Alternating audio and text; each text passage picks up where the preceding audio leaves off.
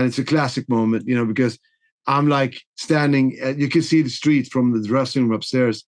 There's like lines around the block like this. And I'm standing there tuning my guitar and go like, And I ask somebody working, say, hey, who's playing tonight? And he goes, you are. The man, the myth, the legend, the maestro, Mr. Yngwie J. Malmsteen. How are you today? I'm doing great. It's a bit of a surprise to do an interview, but it's cool. Yngwie, you've got a brand new live record that's dropping on April 25th. It's Tokyo Live. Now, you've done some great live records over the years. What for you is the secret, apart from a great performance, of course, to a great live record? I learned through many years of doing this that the one thing you got to do, the most important thing you have to do is forget that it's been filmed and recorded. Don't think, oh, it's filmed and recorded, it's going to be different. No, you have to be completely at ease with the thing. And the best way of doing that, because you can't ignore 15 cameras in your face, the best thing to do is to, like I said to them, I said, I need to film 2 nights. I need to film Tokyo and Osaka. Oh, but no. We got to do both. And that way, I know, because everything I play is improvised. I improvise everything. All the solos, all the intros, even the set list is improvised. That if something doesn't go right, we have another take somewhere, And psychologically, that's very good. That doesn't mean that you should allow yourself. But the thing is, when you do what I do, I don't have anything planned out. Everything is completely spontaneous. Everything. And so you take a risk. So anyway, we end up using only Tokyo. So at the end of the day, it was fine, Of course, you're doing double duty here with these incredibly challenging guitar parts as well as all the vocal duties. What for you is the most challenging song in the set right now? The thing is, the songs, the way I'm funny like that, because if I know a piece, let's say a piece, it's very difficult to play. I'm not worried about that. That's something I can play it, not worried about it. It's the improvisation, it's the on the spur of the moment, that I can't always control that, because that's got a lot to do with the audience response, got a lot to do with the sound in the hall, it's got a lot to do with the lighting and the smoke bombs and all this stuff. And everything has to go right, because you can knock yourself out of the right mode and maybe not be so inspired. There's something called tennis memory. When you play tennis, you have to forget about if you win the point or lose the point, and only concentrate on the point at hand, not the point before or one coming up. And that's what I do. So, like, for instance, if something goes wrong, I can't remove that away from myself, and I play the best I can. And that is the most challenging thing, to not have everything set. Like I know some people do, where they have a set list exactly the same, they have exactly the same solos, same intros, everything's, and I don't do that, So it's not a piece per se that is challenging. It's the entire thing. You have to go. It's like jumping onto a battlefield, For sure, and look, you've got an incredible version of Now Your Ships Are Burned on this new record. Fantastic to see that back in the set list. Now, this is one that you've been playing since, before the first record, back in I think maybe like 80, 81, you wrote that one. What are some of your memories of putting that one together? It's pretty cool, because what happened was that back when I grew up in Sweden, everything was very small, in scope and size, whatever. I mean, as far as the music industry. So they said on the radio, they said, which, by the way, the radio wasn't really radio like we know it today. It was more like a talk radio, kind of weird thing. Government run. Anyway, they said, send in your tape, and your first prize is gonna be in a real recording studio session. You can get a free session. I sent my tape in. I never thought about it. I never thought I would win, and I actually won. So I had a drummer and a bass player, and I was a singer and guitar player, obviously. And I said, hey, we got this, it was a 16 track. At that time, that was very good, And so we had this certain amount of time, and I had this one song called Knife Ships Are Burned, and I had a couple of other ideas I want to throw in as many as I could.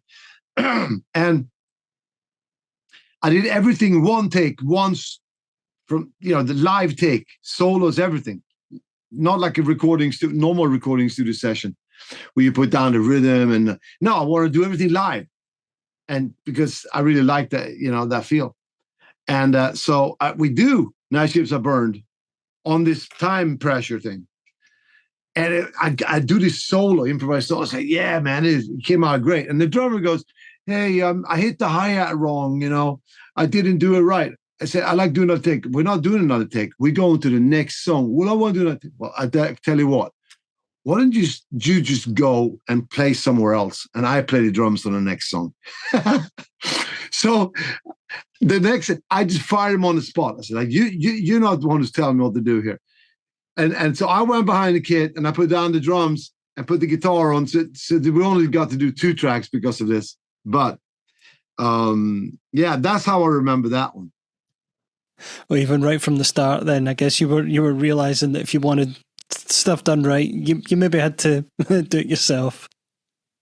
Yeah. Well, the thing is this, that back in those days, I didn't pay anybody anything, but I still told them what to do. And it's hilarious when you think back at it. They might have like a day job, and I said, no, you got to be at the studio 12 p.m. or you're out. Well, I got work. Well, see ya.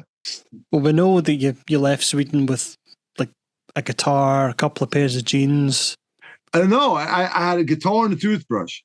That's it.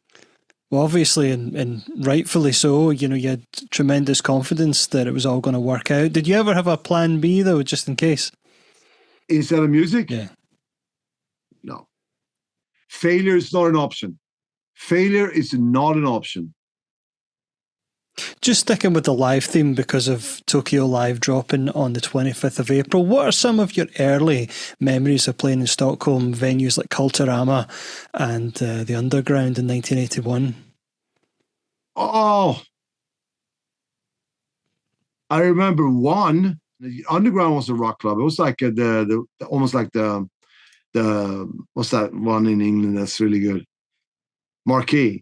It's really small and dirty. It's nice.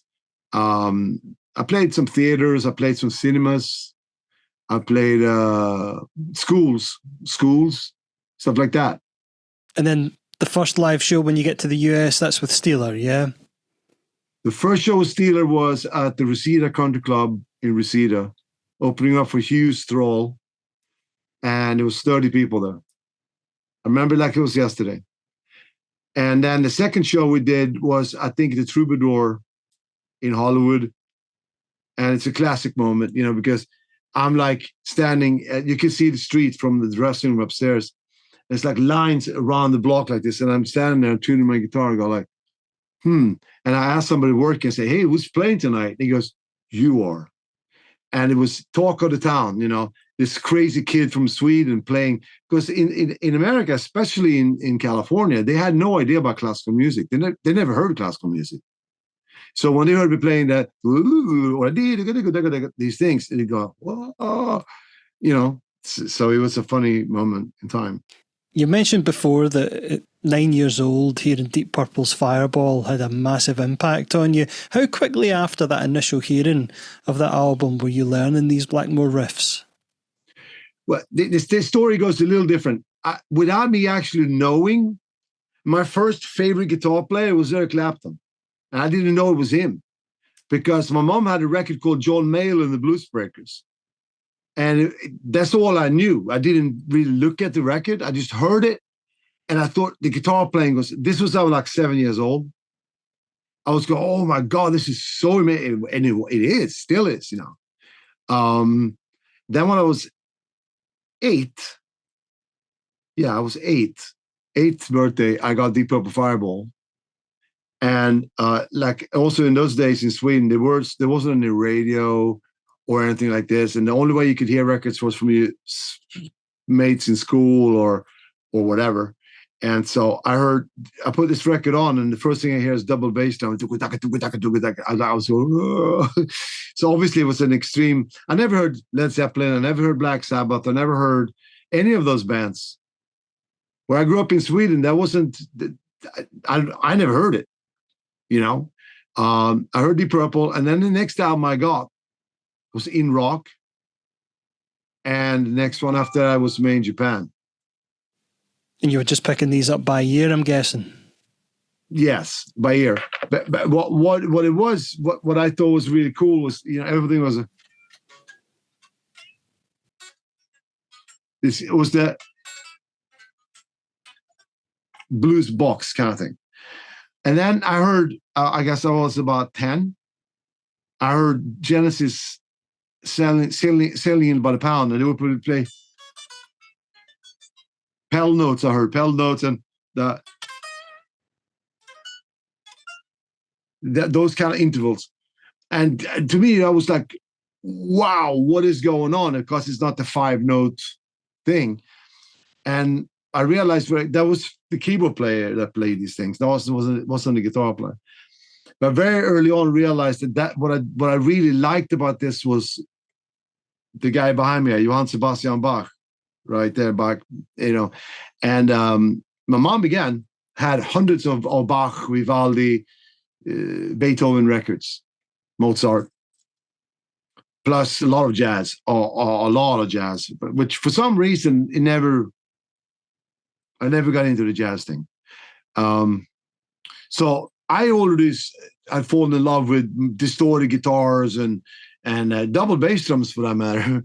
I didn't want to change that, but when I heard those tonalities and those chord progressions from Bach and those counterpoints and stuff, I was hooked. That was like, so it's kind of weird because I never heard anybody take the actual thought process of Baroque classical and put it to hard rock. You know, there's a lot of bands that did little things here and there, but they didn't really, because it was a blues bass thing, and then maybe they threw one little thing in, but that's where it ended, like kind of. Oh, for sure. I mean, even if you listen to something like yours that's a little bit more commercial, like You Don't Remember, I'll Never Forget, you know, it's still full of really complex, classical flavored melodies and chord structures. I wrote that on keyboards. I wrote it on the keyboards, actually, that song, the whole thing, even the D minor, like that. But it's funny because, you know, I used to play all instruments because that's what you had to do back in the day, you know. That's how Black Star came about, because in my studio, my uncle built a studio before I was born, like in the 50s, because my grandmother owned this big building in the city. And in the bottom was a bomb shelter, and that bomb shelter he made into a recording studio, which I got to use, but it didn't have like the up-to-date equipment, of course. So I started with a 2-track, then 4-track, and so on, tape, you know. And one day I got this mixer board. I rehearsed my band in there as well. So there was a drum set, a bass rig, and whatever, control room and all that. So I mic up the drums. And I have my new mixer board, you know, not like this on here, but it's okay. And I'm really excited. I put the reel to reel on. I run behind the drums and go, doo, doo, doo, bah, doo, doo, doo, doo, doo. Just get a sound, you know. I come back, I listen to the drums and go, wow, it sounds so good. I put the bass, doo, doo, doo, like that. Then I go to the keyboard and I put E minor, C, then A minor, F, whatever. And then I do the guitar part. And of course, that's harmless. And I put that together, and it sounded so good. I was so happy about the sound more than anything. And that's the cassette tape I sent to Guitar Player magazine in Sweden and in America. Do you remember the first time you actually heard yourself recorded? Recorded playing? Oh my God. I have another funny story for you if you want to talk about it a real long time ago. My grandmother had a reel-to-reel. It was a 2-track reel-to-reel, right?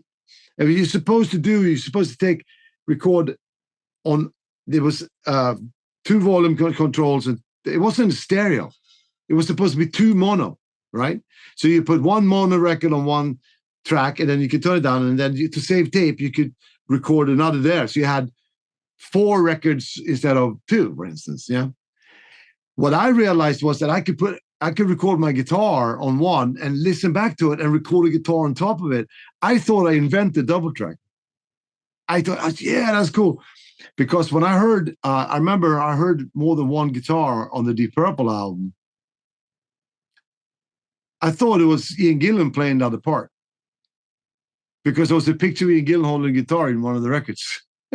So I did it. I was 9 years old, 10 years old maybe. There wasn't any internet back then. You had to figure everything out yourself. That's it. And actually hearing yourself, like, as you were learning and recording yourself, how important do you think hearing your development as a player recorded influenced how quickly you developed? Extremely fast. Because what I quickly realized was that in order to really judge where you're at, how good or bad you are, is to record it. Because if you sit there and play something, there's like so many things going on. It's your brain is concentrating on, the picking and the bending and all this stuff. So I would always record it. And I realized very quickly that was the only way I could say, that's good, that's bad, that needs to be fixed, and so on. And I was also extremely picky. I'm talking about now when I'm like 9, like maybe less, 8, 7 or 8 years old, that young. I'm this little tyke, And as this progressed, I learned more and more how with writing and improvisation and actual execution, everything had to be done on has to be recorded, So I have some really early recordings. I still have them. Where you can hear I'm playing this arpeggio things.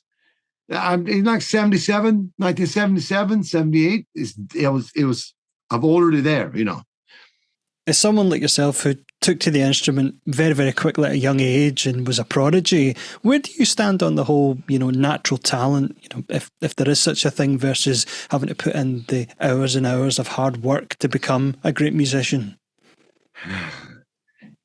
That's a good question. It's a really good question. My mom always would say to me, "You have a gift from God," and I say, "Yeah, sure." Like I would say, "No, I'm working my ass off," But I guess I must have had some sort of pitch gift, because I remember very clearly being very, very young. I mean, right off the bat, that I realized when you bend and vibrato and stuff like that, there's a pitch there that has to be correct. I realized that, from day one, whereas I would go to local guitar stores. There was one called Soundside, and I often heard some kid go in and play bending but not reaching the note, and I was always going like, why is he doing that? I was only a little kid. I didn't realize that it's technique that you bend the string, because I just listened to it. I was just hearing it. I would hear the note. You know what I mean? So I guess I had that, There was a time, I think it was about 2017, when I was speaking with you, Yngwie, when you were back playing in the UK, and we were standing on a stage and you were going through some parts just to warm up, and we spoke about sweep picking, and you told me very firmly, I don't sweep pick. So what I've always wondered is, in terms of how you approach that, because obviously the way we sort of consider sweep picking is if you're doing a couple of downstrokes in a row, it's a sweep. But do you kind of feel as if the term sweep picking is almost a little bit of a derogatory term towards the way you play? Well, it certainly is not explanatory of it, because if it's just sweep picking means like this, if there's 2 downstrokes in a row, then 1 up and then down, up, like alternate, and then 2 down and 2 up, let's say. Like that. You can't call that sweep picking. You could call it a lot. You could call it string skipping or whatever. I never, you see, since I never really was taught per se, I more or less invented my technique because I never heard anybody play what I wanted to hear in my head. So I didn't think much about this as much as I thought about what it sounded like, you know. But arpeggio, it's not up and down. It's like this. It's and not always the same too. In terms of visualization of the fretboard, was there a breakthrough moment for you where it just sort of all appeared to you, or was it just sort of piecemeal, bit by bit? You just found that you were mapping it out. It's funny because I write in my book, Relentless, the only book worth buying. I talk in there how the first two notes. I'm talking about the first day I started playing, and it was one string. Those then I go. You can do that note. You can do.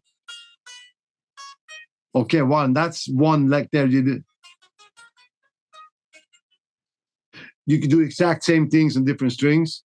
I learned that really quick because I don't remember exactly how it happened. It wasn't anybody teaching me it though. I just figured it out myself. Well, it was hearing it and then kind of seeing it too, you know. But when you do the blues thing, it's just a matter of moving it up and down. But I always thought in linear modes, like that. So I very early on I realized that there was much more going on than just a box, you know. Coming off the split with Elektra Records following Fire and Ice, did you feel like you were forced to kind of make a little bit of a statement or had something to prove with Seventh Sign? Yeah. What happened was that I signed a 2-album deal with Elektra, but then for the second albums, they didn't think I was grunge enough. So they said, no, we don't want it.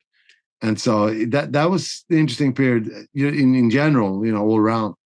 And if I really gave a shit about trends and stuff like that, I wouldn't have done a record like that.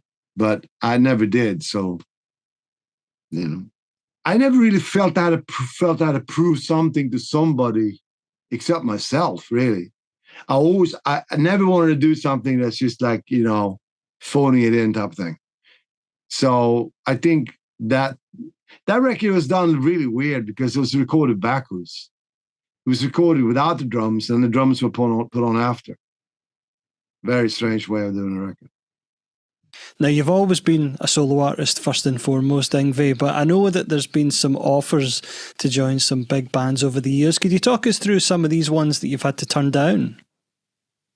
Well, it depends on how you mean. When I first came to the States, I was offered to join UFO.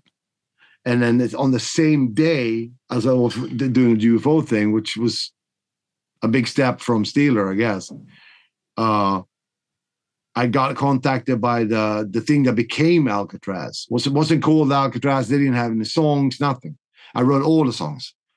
And I choose that situation because I wanted to write songs instead of just, as much as I like UFO, I didn't want to be stepping into someone else's thing, you know. I was asked to join Dave Roth's band. What happened was that he was leaving or left already, Van Halen, and I was doing a big American tour, AC/DC. And then right after that, I did my own tour of America with a band called Talas opening up, which was Billy Sheehan's band. And they would come to the shows all the time. Plus, we would hang out too, you know, at the Troubadour and stuff, just back in the party dates, you know what I mean? And it was, I mean, it would have been a great thing, but I think that, I mean, he obviously asked Billy Sheehan too. So Billy took it, you know.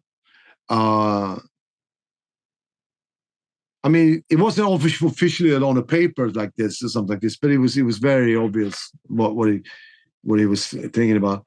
And I was thinking at the time, I was thinking, oh no, I'm doing great, you know, whatever. And so very early on, I was offered to join Kiss.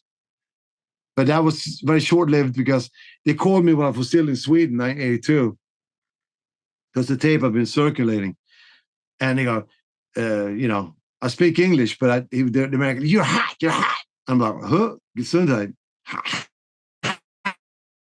Was and then I'm 6 foot tall, and I'm 6'3", but I didn't know that because I'm metric.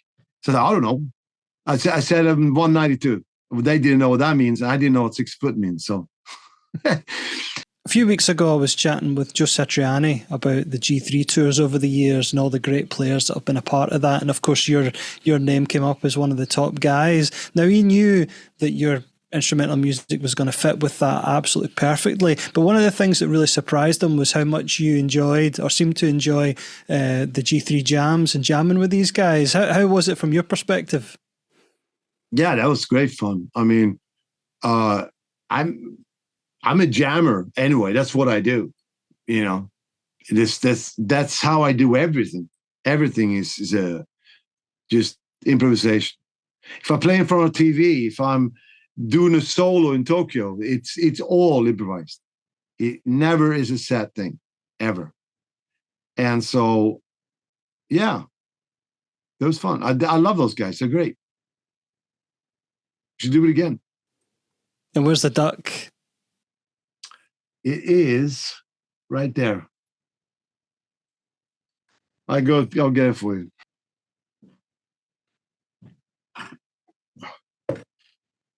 This is it right here. Do you think we'd ever see that one back on the road again? No, but here's the thing. Do you see this? Look at this. Even the Ferrari sticker is faded out. This is what they made me to use on stage. This is the real one.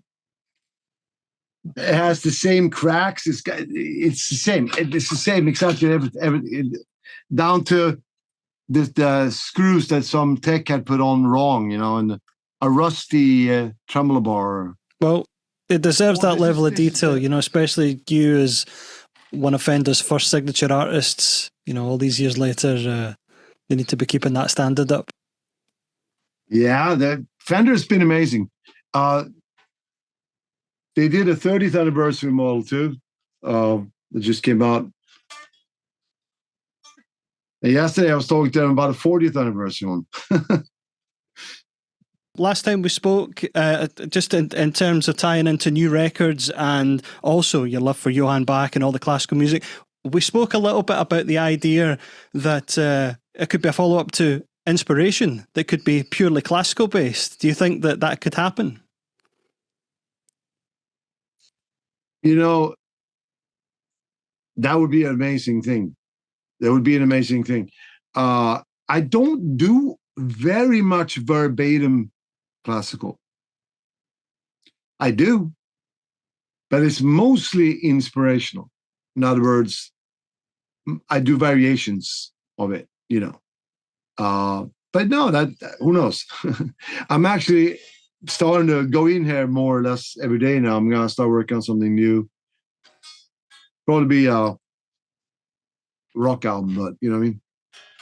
Well, many congratulations on Tokyo Live, Yngwie. Thanks so much. Thank you.